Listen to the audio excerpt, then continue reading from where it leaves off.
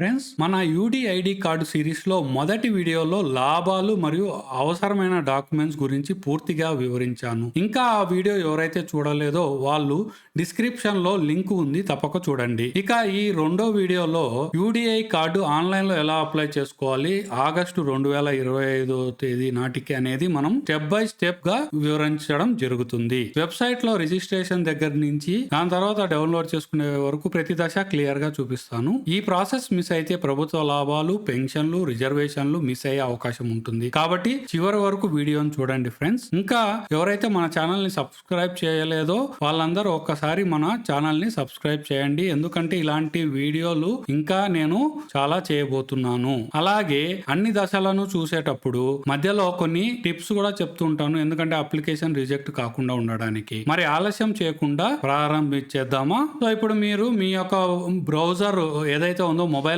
కానీ, ల్యాప్టాప్ లో కానీ, డెస్క్టాప్ లో కానీ గూగుల్ సెర్చ్ చేసేసి ఈ విధంగా యూడిఐడి అని సెర్చ్ చేసిన తర్వాత ఈ యొక్క వెబ్సైట్ ను ఓపెన్ చేయండి. ఇక్కడ మీకు swalambangcard.gov.in అనే వెబ్సైట్ ఓపెన్ అవుతుంది. ఈ యొక్క వెబ్సైట్ లో మనము ఫస్ట్ ఇది ఏంటంటే అప్లై నౌ అని ఉంది కదా, అక్కడ క్లిక్ చేయండి. ఒకవేళ అది మిస్ అయిందంటే ఇక్కడ అప్లై ఫర్ యూడిఐడి అని ఉంది కదా, ఇదైనా మీరు క్లిక్ చేస్తే ఈ యొక్క స్క్రీన్ వస్తుంది. ఇక్కడ మీరు ఈ డీటెయిల్స్ అన్ని కూడా మీరు చదువుకోవచ్చు. చదువుకున్న తర్వాత నేను అన్ని చదివేశాను అని చెప్పేసి క్లిక్ చేసేసి సబ్మిట్ అనేది క్లిక్ చేయండి. తర్వాత ఇక్కడ మీకు 5 రకాల ఆప్షన్స్ వస్తాయి. ఇందులో ఏంటంటే రకరకాల, అంటే కొత్తగా అప్లై చేసే వాళ్ళు, ఇంతకుముందు అప్లై చేసి రిజెక్ట్ అయిన వాళ్ళు, అలా రకరకాల ఆప్షన్స్ ఉన్నాయి. ఫస్ట్ ఆప్షన్ ఏదైతే ఉందో అది మనకు కొత్తగా రిజిస్ట్రేషన్ చేసుకుంటున్నారు. ఎవరైతే కొత్తగా యూడిఐడి కార్డుకు ఫస్ట్ టైం అప్లై చేస్తున్నారో వాళ్లకు ఫస్ట్ ఆప్షన్ సెలెక్ట్ చేసుకోవాలి. వన్స్ అది క్లిక్ చేసిన తర్వాత మీకు అప్లికేషన్ డీటెయిల్స్ అనేవి ఇక్కడ ఓపెన్ అవుతాయి. ఈ యొక్క డీటెయిల్స్ మనకు ఫాస్ట్ గా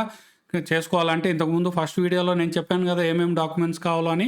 ఆ యొక్క డాక్యుమెంట్స్ అన్ని మీ ముందర పెట్టుకొని వాటిలో ఉండే ఏదైతే నేమ్ అయితే నేమ్, ఫుల్ నేమ్ ఇక్కడ క్లిక్ చేసేసేయండి మొత్తం. దాని తర్వాత మొబైల్ నెంబర్ ఇచ్చేసేయండి. జీమెయిల్ ఏదైతే ఉందో అది కూడా మీరు ఆల్రెడీ ఉంటుంది, చూసుకొని నీట్గా టైప్ చేయండి. తర్వాత మీ యొక్క డేట్ ఆఫ్ బర్త్ ఏ విధంగా ఉందో, ఆధార్ కార్డు ఇస్తుంటే ఆధార్ కార్డు ప్రకారం ఎట్లుందో అట్లా డేటు, మంత్, ఇయర్ అనేది మనము ఇక్కడ ఇచ్చేసుకోవాలా. తర్వాత మేలు, ఫీమేలు, ట్రాన్స్జెండర్ ఏదైతే అది మీరు సెలెక్ట్ చేసుకోండి.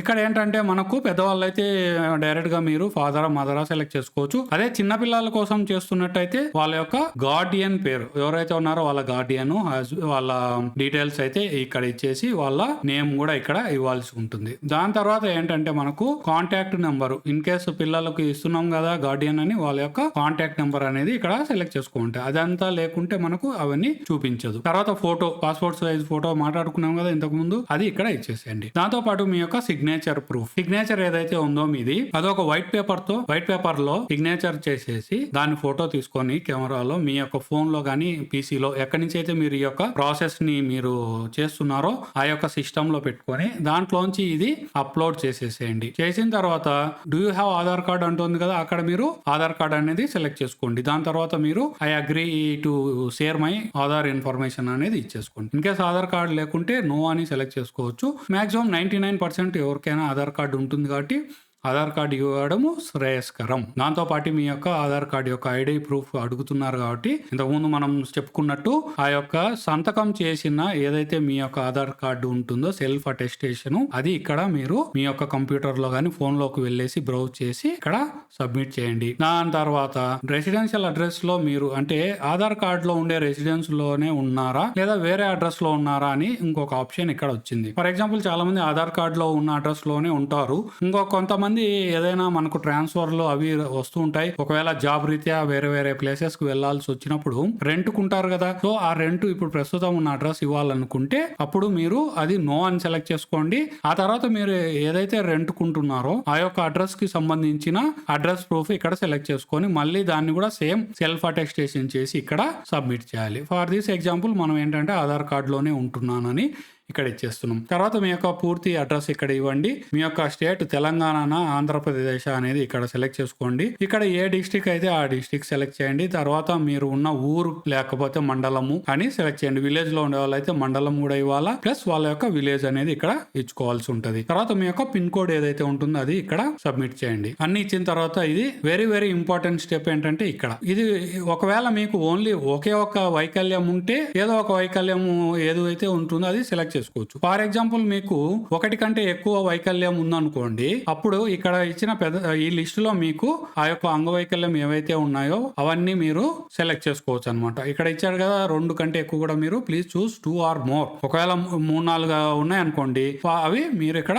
సెలెక్ట్ చేసుకోవచ్చు. ఫర్ ఎగ్జాంపుల్ ఈ వీడియో కోసం నేను ఒకటే సెలెక్ట్ చేశాను. దాని తర్వాత ఎలా వచ్చింది అంటే బై బర్త్ నుంచి వచ్చిందా లేకపోతే ఫస్ట్ ఇక్కడ ఏంటి ఎలా వచ్చింది అనే దగ్గర యాక్సిడెంట్ ద్వారానా, డిసీజ్ ద్వారానా, లేకపోతే మీ యొక్క వంశ పారంపర్యంగా వచ్చిందా, ఏదైనా ఇన్ఫెక్షన్ ద్వారా వచ్చిందా, లేదా ఏదైనా మెడిసిన్ వాడడం వల్ల వచ్చిందా అనేది ఆప్షన్స్ ఉంటాయి. అవి ఏది మీకు ఏ ద్వారా వచ్చింది అనేది అక్కడ సెలెక్ట్ చేయండి. ఇచ్చిన తర్వాత డిసెబిలిటీ బై బర్త్ అంటే ఇక్కడ ఏంటంటే ఇది పుట్టుకతో నుంచి మీకు ఉందా లేకపోతే మధ్యలో వచ్చిందా. ఒకవేళ పుట్టుకతో వస్తే ఎస్ అని సెలెక్ట్ చేసుకోండి. లేదా ఏదైనా యాక్సిడెంట్ ద్వారా గానీ లేకపోతే ఈ విధంగా మనం ఇక్కడ ఇచ్చాం కదా ఏదైనా మెడిసిన్ వాడడం వల్ల అలా వచ్చింటే మీరు ఏ సంవత్సరం నుంచి అది మీకు ఉంది అనేది అక్కడ మనం సెలెక్ట్ చేసుకోవాలా. ఇచ్చిన తర్వాత ఇక్కడ మళ్ళీ హాస్పిటల్ గురించి ఇస్తున్నారు. Hospital for assessment issue of UDI అంటే మీకు ఏ హాస్పిటల్ ద్వారా ఈ యొక్క యూడిఐ కార్డు జారీ చేయబడుతుంది, disability certificate plus UDI card plus ఏ డాక్టర్ మిమ్మల్ని అసెస్ చేయబోతున్నారు అనేది ఇక్కడ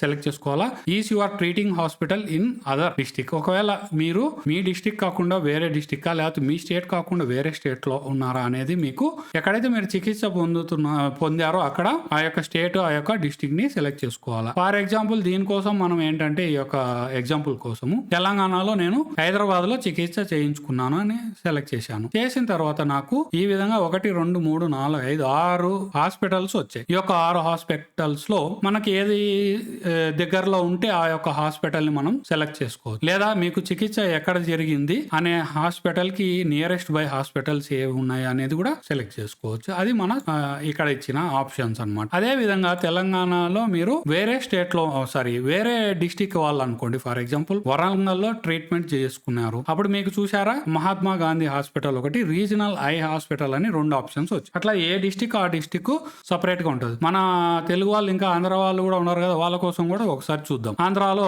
ఫస్ట్ ఏం చూద్దాము అంటే గుంటూరులో ఏముంది చూసారా, ఇన్ని రకాల హాస్పిటల్స్ వచ్చాయి. అలాగే ఇంకొకటి ఏదైనా చూద్దాం, వైఎస్ఆర్ జిల్లా. ఇక్కడ కూడా మీకు పులివెందల, జమ్మలమడుగు, మైత్కూరు ఇట్లా రకరకాల ఊర్ల పేర్లు వచ్చాయి. అలాగే ఇంకొకటి ఏదైనా లాస్ట్ లో ఏముంది ఏం చూద్దాం, వేరే జిల్లాలో ఏమున్నాయి, కొత్త జిల్లా చూద్దాం, అల్లూరి సీతారామరాజు జిల్లా. ఇది కొత్తగా వచ్చింది కదా. ఈ జిల్లాలో అరకు వ్యాలీ అంట, పాడేరు అంట. సో ఈ విధంగా మనకు ఏదైతే స్టేట్ ఉందో ఆ స్టేట్లో మళ్ళీ ఏ జిల్లా ఎక్కడ మీరు ట్రీట్మెంట్ చేసుకున్న అన్నీ కూడా నీట్గా వచ్చాయి ఫ్రెండ్స్. దాంతోపాటు దానికి సంబంధించిన హాస్పిటల్స్ కూడా ఇచ్చాయి. సో మీరు అది సెలెక్ట్ చేసేసుకొని ఇక్కడ మీరు క్యాప్చా ఉంది కదా 4+5 అది 9 అని ఎంటర్ చేసేసాను ఈ యొక్క వీడియో కోసము. మీకు వేరే విధంగా ఏదైతే ఉంటుందో నెంబర్లు, ఆ నెంబర్లు 2 కూడిన తర్వాత వచ్చే ఏదైతే అంకె ఉంటుందో ఆ యొక్క అంకె ఇక్కడ వేసి ఇక్కడ మళ్ళీ సెలెక్ట్ చేసుకొని ఐ హియర్ బై డిక్లేర్ అంటే ఈ విధంగా నేను ఇచ్చిన డీటెయిల్స్ అన్ని కరెక్ట్ గా ఉన్నాయి. సో ఇది అనేసి మనము సబ్మిట్ చేసేసేయాలి. సబ్మిట్ చేసినప్పుడు మీ యొక్క అప్లికేషన్ అనేది రిసిప్ట్ నెంబర్ అనేది వస్తుంది. దాన్ని మీరు డౌన్లోడ్ చేసుకొని రెడీగా ఉంటే మీ యొక్క మొబైల్ కి కానీ మీ యొక్క ఈమెయిల్ కి కానీ కన్సర్న్డ్ హాస్పిటల్ ఏదైతే మీరు సెలెక్ట్ చేసుకున్నారో ఆ యొక్క డాక్టర్ దగ్గర నుంచి మీకు అపాయింట్మెంట్ లభిస్తుంది. ఆ యొక్క అపాయింట్మెంట్ లభించినప్పుడు ఆ రోజు మీరు వెళ్ళి మొత్తం మీకు ఏదైతే చికిత్స చేశారో అవన్నీ డాక్యుమెంట్స్ తీసుకోవాలంటే సర్జరీ అయితే దానికి సంబంధించిన స్కాన్ డాక్యుమెంట్స్, ఎక్స్రేలు అయితే ఎక్స్రేలు, ఇంకా ఏదైతే ఉంటాయో మెడిసిన్స్ అన్ని చూస్తే ఆ యొక్క డాక్టర్ మళ్ళీ మీకు ఈ ఎంత పర్సెంటేజ్ అంత అనేది కార్డు ఇష్యూ చేసేటప్పుడు మళ్ళీ మనం మాట్లాడుకున్నాం కదా ఫస్ట్ వీడియోలో, వైట్ కార్డు ఒకటి ఉంటుంది, ఎల్లో కార్డు, బ్లూ కార్డు అని. సో మీ యొక్క డిసెబిలిటీ ఎంత శాతం అనేది ఉందనే దాన్ని బట్టి మీకు కార్డు జారీ చేయడం జరుగుతుంది. ఇది ఫ్రెండ్స్ వీడియో. ఈ వీడియో మీకు నచ్చినట్టయితే ప్లీజ్ లైక్ చేయండి. ఈ యొక్క వీడియోను మీ యొక్క ఫ్రెండ్స్ కానీ ఫ్యామిలీస్ కి కానీ షేర్ చేయండి. సో దట్ చాలా ఇంపార్టెంట్ వీడియో, వాళ్ళకు కూడా ఉపయోగపడుతుంది. ఒకవేళ మీరు ఫస్ట్ టైం మన ఛానల్ ను చూస్తున్నట్టయితే మన టెక్ గురు ఛానల్ కి సబ్స్క్రైబ్ చేసుకోండి. తర్వాత బెల్ ఐకాన్ ని కూడా క్లిక్ చేయండి. ఆ తర్వాత అక్కడ ఆల్ నోటిఫికేషన్ అనే ఆప్షన్ ని టిక్ చేసుకోండి. Thank you so much friends and have a nice day.